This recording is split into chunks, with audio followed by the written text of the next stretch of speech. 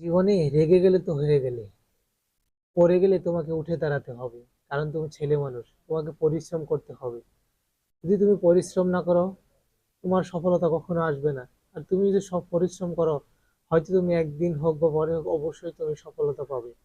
কবি বলেছেন, একবার না পারিলে দেখো শতবার। অবশ্যই যদি তুমি পড়ে যাও, তোমাকে বারবার পড়ে যাওয়ার পরে তোমাকে বারবার উঠে দাঁড়াতে হবে। তাহলে না তুমি কি সফল হতে পারবে।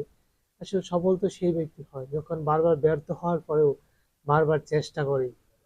আমরা আসলে বুঝি না যে একবার হেরে গেলে হয়তো আমরা সফলতা পাবো না।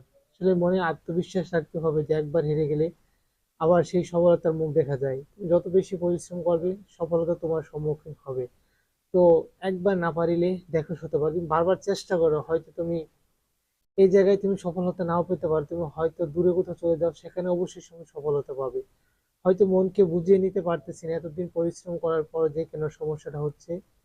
হয়তো বারবার চেষ্টা করো, সফলতা তুমি হবে। হয়তো ধৈর্য হারা হয় না, হয়তো আল্লাহর উপর ভরসা রাখো। হয়তো আল্লাহ তাআলা তোমাকে উত্তম প্রতিদান দান করবে। হয়তো কষ্ট হয়, কিন্তু তারপর আসলে মেনে নিতে পারতেছি না। সো জানি না, হয়তো আমার ভয়েস গুলো আপনাদের কাছে ভালো লাগছে, হয়তো কারো কাছে খারাপ লাগছে। সো বেশি কিছু বলতে পারছি না, খুব কষ্ট হচ্ছে।